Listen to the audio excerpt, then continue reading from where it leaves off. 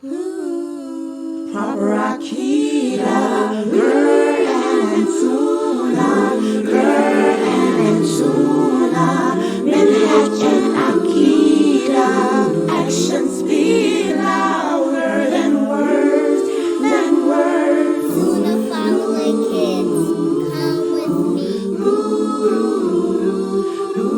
Gotta work hard to get to heaven. Treat the people good like the prophet would.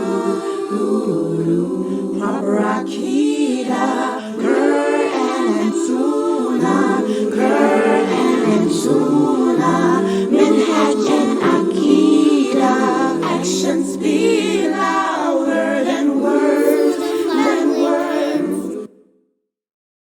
Alhamdulillah, wassalat, wassalam ala wa rasulullah. I'd like to welcome everyone to the Sunnah Followers Kids program. And this program is not just for kids, it's also for our new shahadas too, because the books that we're studying from are not written for kids, but it just shows how Islam appeals to the heart of any human being, who is sincere in their belief in Allah. And mashallah, tonight we're going to be discussing something that's very important for all of us as Muslims, and that is to understand the importance of the Muslim family. The Muslim family. Let me write that down. The importance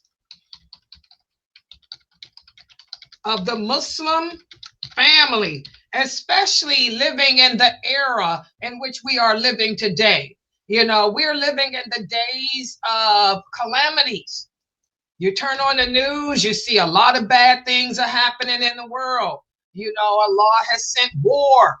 Allah has sent fire. Allah has sent hail, storms, snow. Allah has sent earthquakes. Allah has sent so many calamities to the world, and especially to the part of the world where the Muslims live. And those calamities, I want everyone listening to me to remember, whatever happens on this planet, either whether it's good or bad, it comes from Allah. And this is something that many adults don't understand. Muslims today, when they are faced with hardships and calamities, instead of them realizing that this is a call from Allah for you to check yourself, to see you're doing that you shouldn't be doing. Instead of the Muslims today doing that, they're pointing the finger at man. They're putting the power and might of Allah in the hands of man. They're blaming Israel. They're blaming Trump. They're blaming a non-Muslim men of power and affluence in the world, you know, for what Allah is doing. You know, Allah is in control, guys. And something else we have to understand as Muslims is that just because Allah is sending calamity to your part of the world, or just because Allah is sending calamity to you, does not mean that you a strong, tough Muslim either. It could also mean that you're a corrupt one too.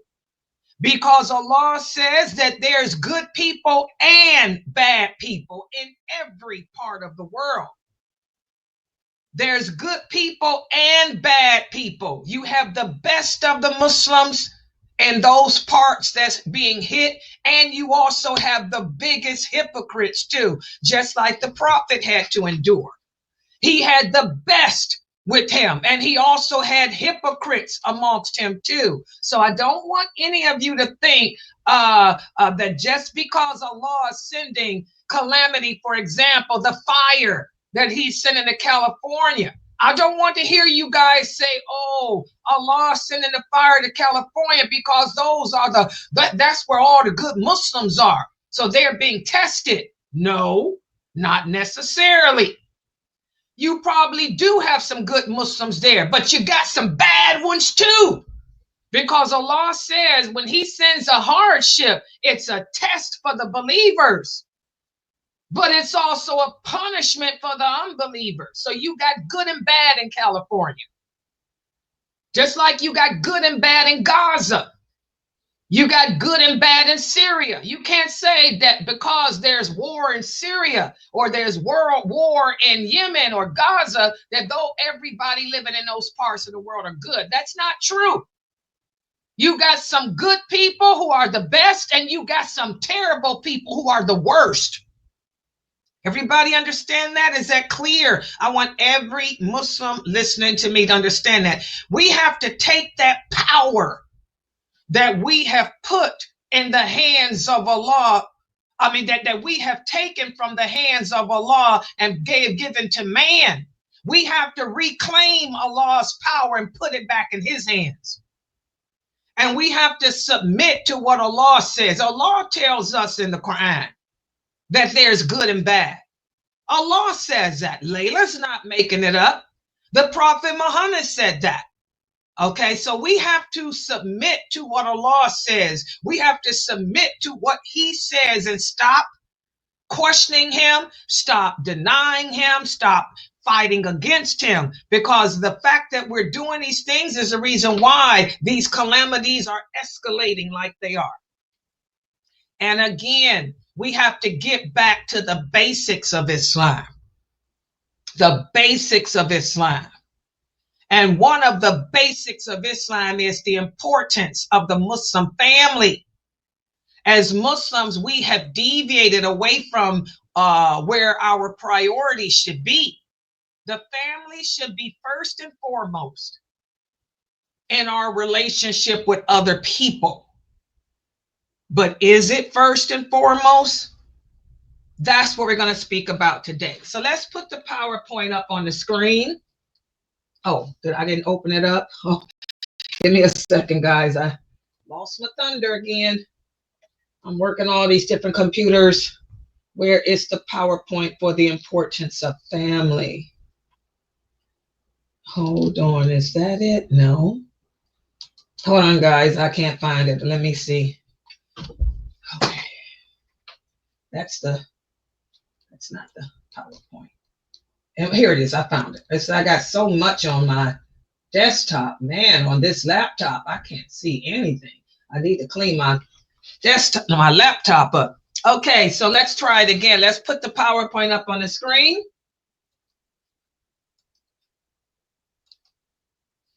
Uh-oh. Okay, can I do this? Okay.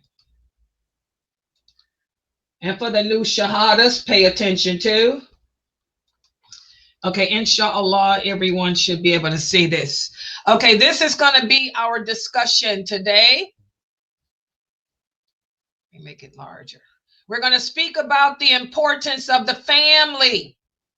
The importance of the family in Islam, because many of us have deviated away from what Allah details to be the importance of the family. And we've adapted the thinking of the non-believers. So let's see what we're going to speak about today in this book. First of all, in Islam, children hold a special place within the family structure. Just as your parents have rights over you, as children, you have rights over them. You have the right, first of all, to be named a beautiful name. That was the first right you had when you came into this world. Your parents should have given you a beautiful name. Another right that the children have is to be cared for, to be provided for. It's your parents' responsibility to feed you, to clothe you. Also, it's their responsibility to educate you.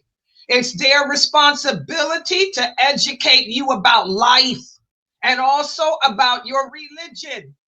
When you start talking at the age of 2, your parents should be teaching you words of remembrance of Allah.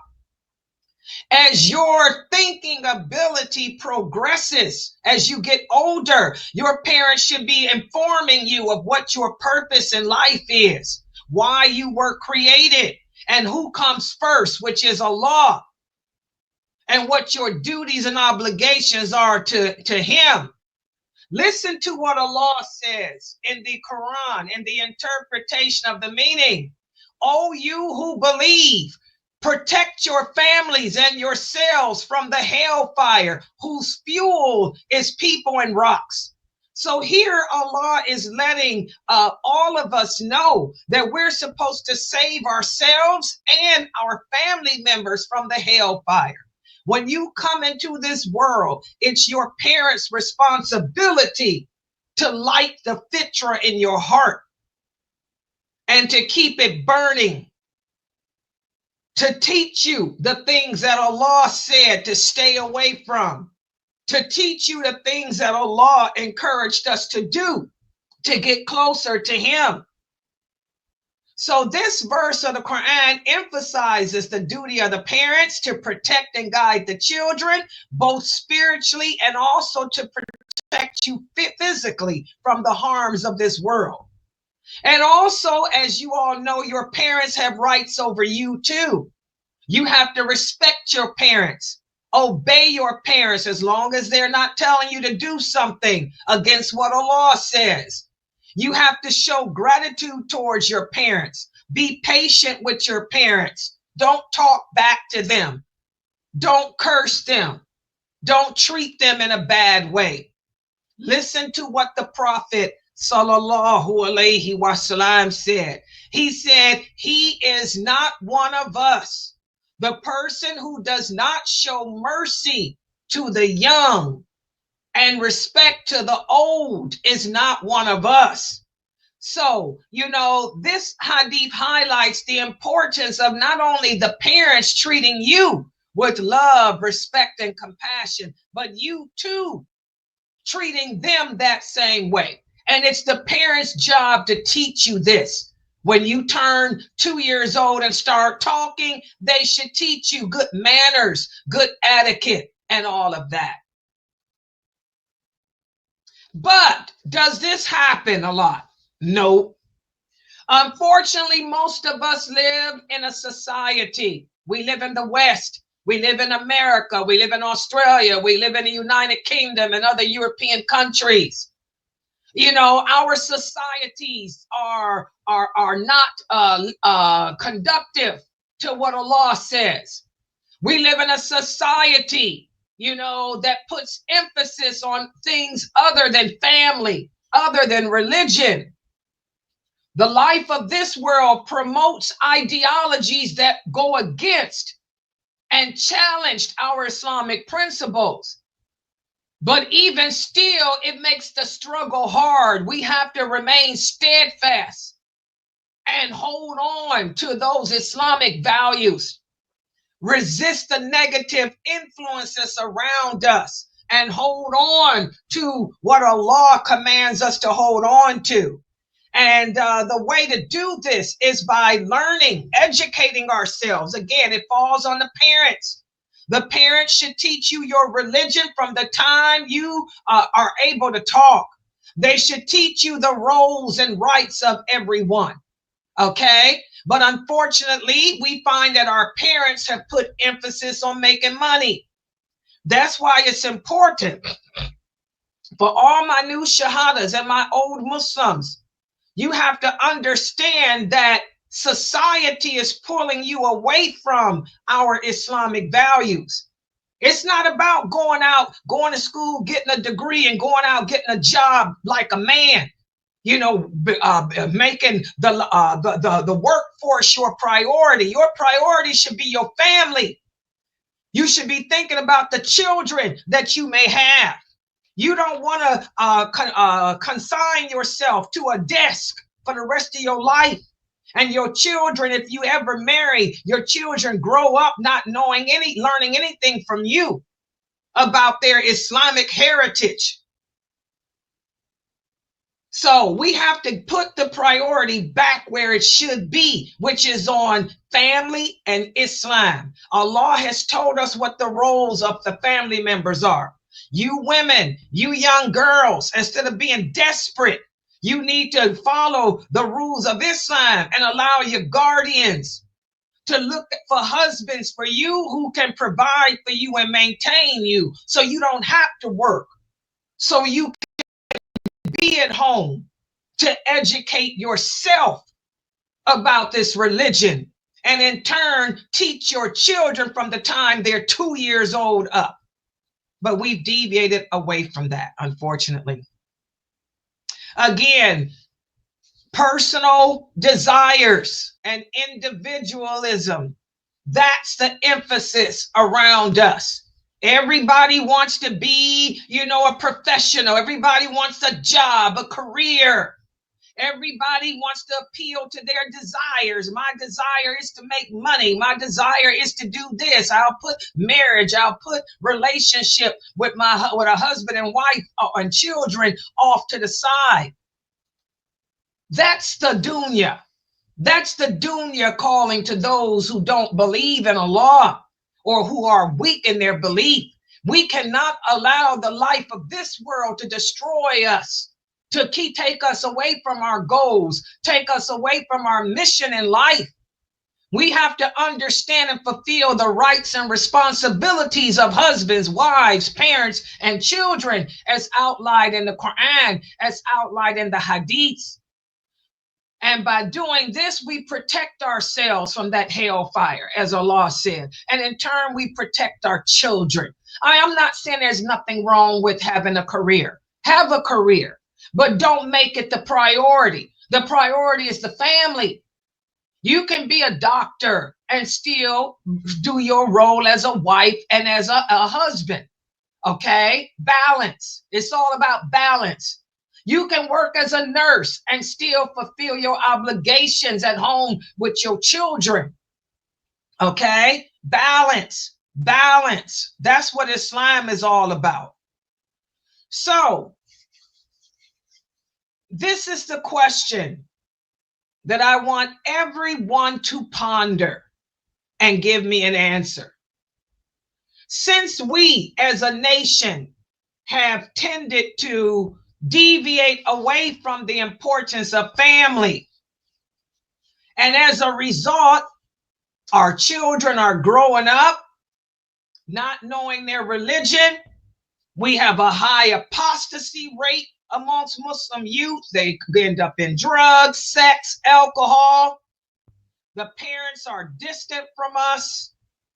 What is something that you can do to better your relationship with your parents, your siblings right now? And let's see if everyone can give us an answer. Brother Corday, you can start us off.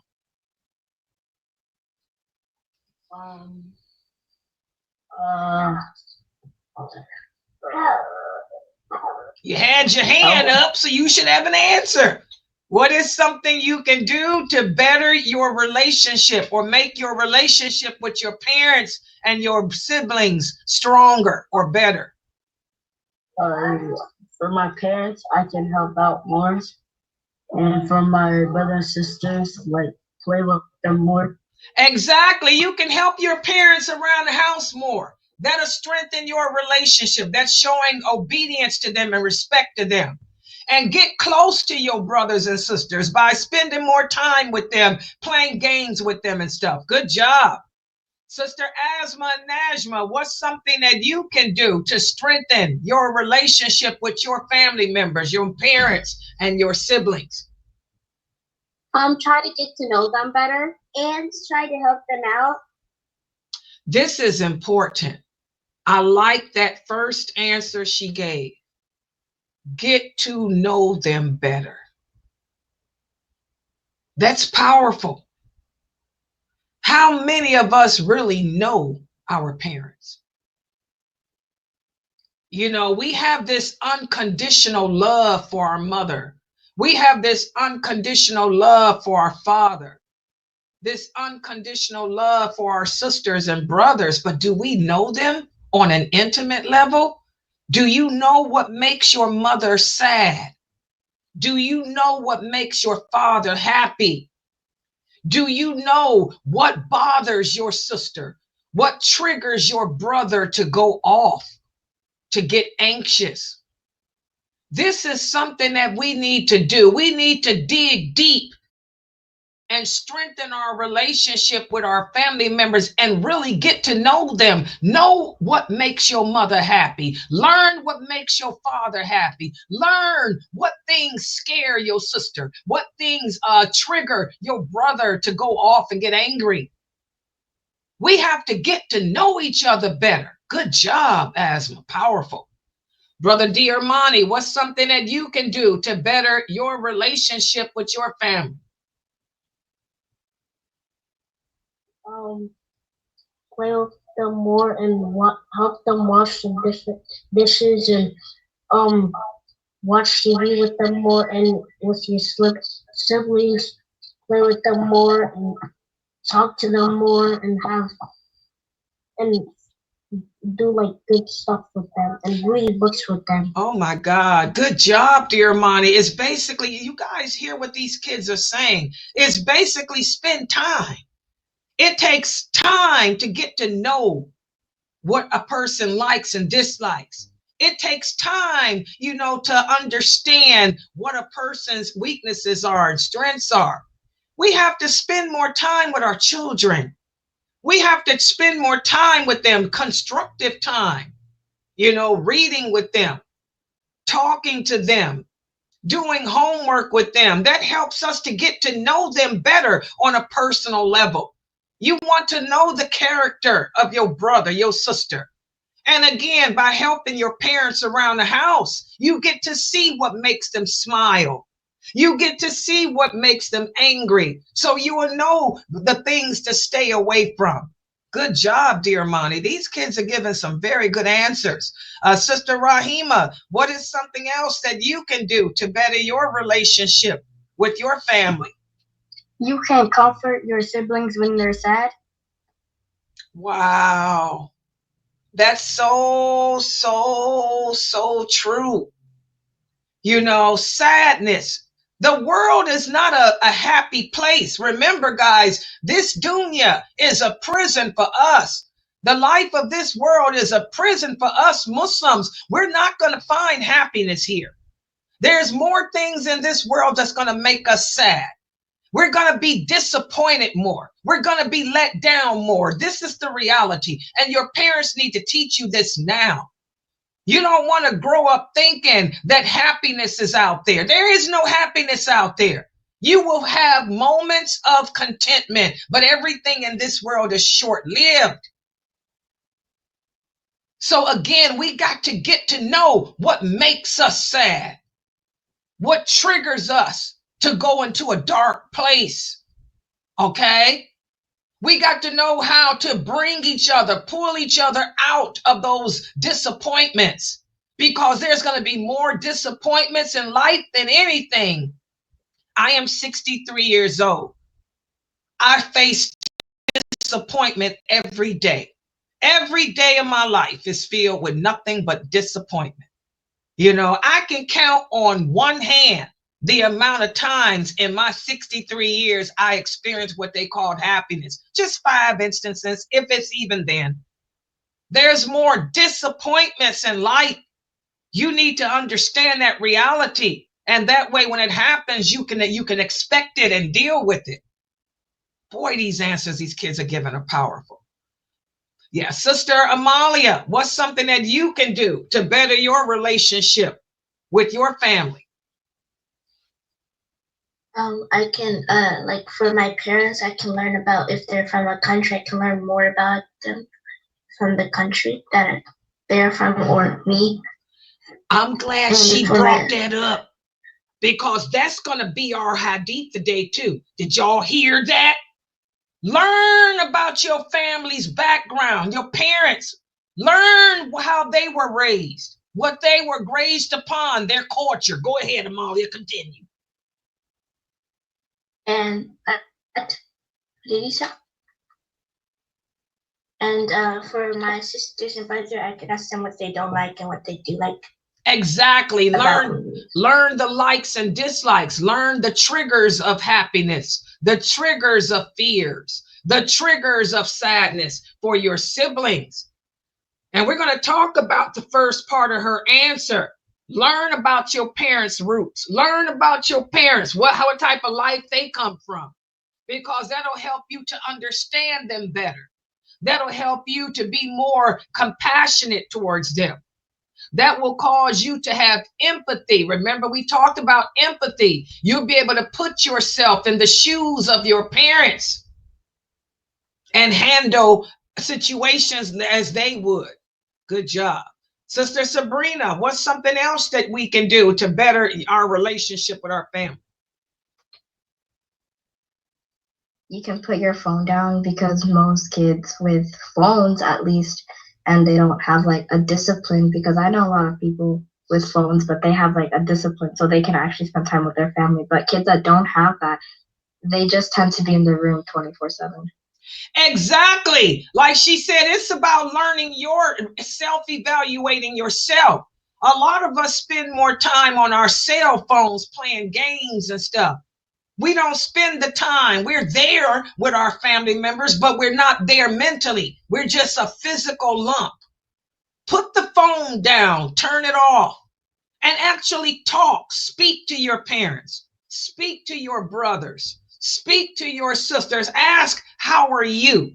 And let them see that they're important to you. And let them know, I'm turning off my phone and I'm going to just have quality time with you. It could just be 30 minutes. You can tell your little brother, your little sister, I'm going to spend 30 minutes with you today. And I'm going to show you, I'm cutting my phone off, and it's just going to be you and me. And I want us to talk. Let's spend some time getting to know each other better through communicating. No distraction, no phone, no TV, just you and me talking. Good job, Sabrina. Y'all see how these kids come up with better answers than the adults? Because the kids are speaking from their heart. Their fitra is lit. Yes, Sister Amari. Sister Amari, what's something that you can do to better your relationship with your family? I can turn off the TV and eat with them and play with them. Exactly, guys. How many of us, when we sit down to eat dinner as a family, are we eating as a family? No, the TV is on. You're just sitting there raking the fork over the plate, putting whatever's on the plate in your mouth, looking at the TV screen. No, why don't we turn that television off at dinner time? And we're going to sit there and actually taste the food that your mother made for you. That way you can enjoy whatever the dinner is that your parents have made for you. And you can say, wow, this steak is good. Wow, this spaghetti is really good. I never realized how good this food is. And then we can make conversations with each other. How was your day, Mom? How was your day at work, Dad? And then you can ask your brother and sister, was your classes in school? Is there something you need help with? Turn off the distractions. Good job, Brother Mukhtar, Isra's kids. What are some things you can do to better your relationship with your family? You can protect one another and love each other and no matter what. Exactly. Show more affection. Remember the hadith of the prophet. The prophet used to kiss his children, hug his kids, and play with them.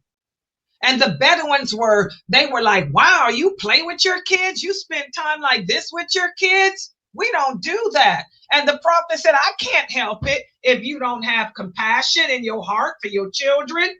We need to be more affectionate. Wait a minute, hold on. I'm starting up my car so it can, hold on, guys. My car needs to heat up so I can go take out my garbage after the class. Let me start it from my cell phone. Okay, yeah, so we can spend more time with the family, be more affectionate.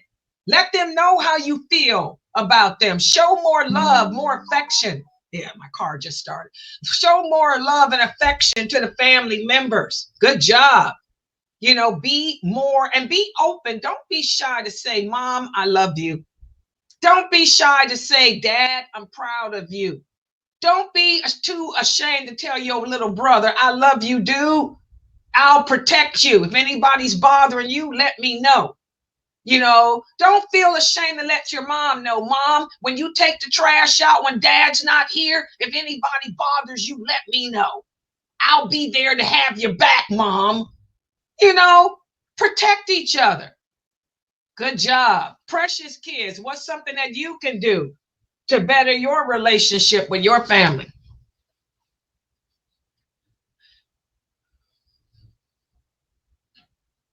Ali, is that you? Lucius?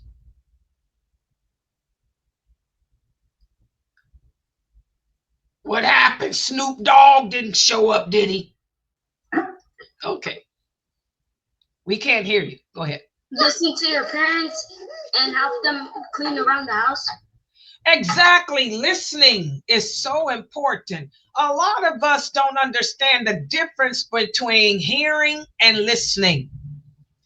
You hear your parents talking to you, but how many of you are listening to what they say? I heard you, Mom. Your mom tells you to take the garbage out and sweep the porch. I heard you, but did you listen? The fact that you didn't take the garbage out, the fact that you forgot just to do the porch shows you weren't listening. We have to give attention to each other. Give attention to your parents. Give attention to your siblings. Listen to what they're saying. Subhanallah. Okay, the last answer. Go ahead, Sister Amira. What's something? Oh, yeah, wait a minute. I forgot. We got the Precious got 10 kids. Yeah, go ahead. Go ahead, baby. Pay attention and don't talk back to your parents. That's a big one. Pay attention to what they're saying. And don't talk back.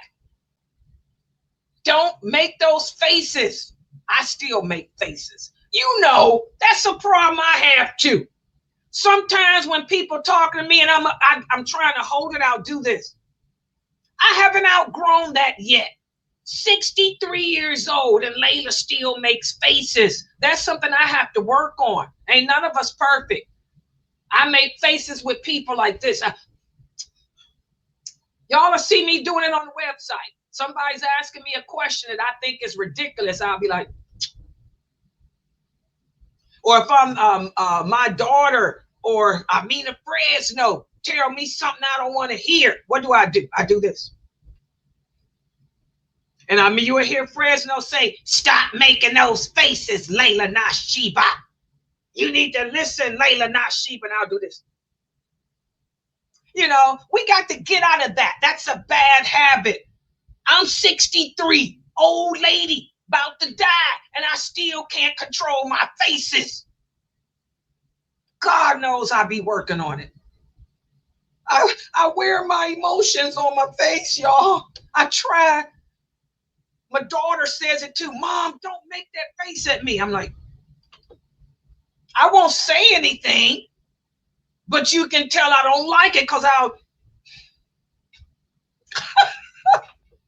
Don't make those faces, guys. We have to make dua asking Allah to take that away from us. Okay. Okay, go ahead, Amir. You had another one? Go ahead. You can help your parents cook, and you can watch movies with them and stuff, and you can like say if it's the time of Ramadan, you can help them around the kitchen for iftar. Exactly. Quality time. How many of us as a family spend quality time with each other? Quality time, that's time that's productive. That's time that's going to stay in your heart. That's time that you will remember. You will remember when you and your mother were cooking together, when you made spaghetti with your mother. That's memorable. That was quality time. You will remember when you and your Abu put your bike together. Your Abu and you together put your bike together. That's memorable. You'll remember when you and your little sister cleaned the closet out together. So we have to spend quality time with each other. The quality time is what we remember, what we don't forget. It's lasting. It stays in our heart, and we pass it on to our children. So, mashallah, guys, these are just some of the examples that we can do to strengthen the ties of the family, to strengthen our relationships with each other, to not fall to this dunya, to the life around us, whereas the emphasis is not on family, but instead it's on making money. And before we leave, the hadith for today, it's just what Sister Amalia said. The importance. Now, you guys know I am all about genealogies. I get that from my father. You know, Arabic people are known for lineage, doing their ties of lineage. We can trace our roots all the way back to the beginning of time. You know, it's not just a hobby of mine, but it's something that the Prophet liked to do too. In fact, it's something that the Prophet sallallahu alaihi wasallam encouraged us to do. And I'm going to share this authentic hadith because there's a lot of critics out there. You guys will hear me talk about DNA. I'm a DNA freak. I'll tell you my DNA. I got every country in the world in me. I even got 1% Chinese. I have 1% Chinese in me. I'm more Viking than anything. Okay, but I got 1% Chinese too. I got every country in Africa. Literally, that's no lie, guys. I got every country in Africa in me. I got all this West Africa, East Africa, South Africa, North Africa. My family, hey, Papa was a rolling stone. Wherever he laid his Gutra was his home. And also my mother's side, the Vikings, pillage. It's all about spreading Christianity. So, hey. So I'm a lineage freak. I know my DNA. I come from kings and queens for real. Both sides. How many of the rest of you know your DNA? Well, a lot of people critique me. They say, oh, Sister Laila's always talking about her lineage. Well, I want y'all to ponder this reality. The Prophet, sallallahu alaihi wasallam, said, learn your lineage. This hadith is authentic. Learn your lineage. Learn your lineages to solidify, because learning your lineage solidifies your family ties. And keeping the family ties causes love amongst the kinship.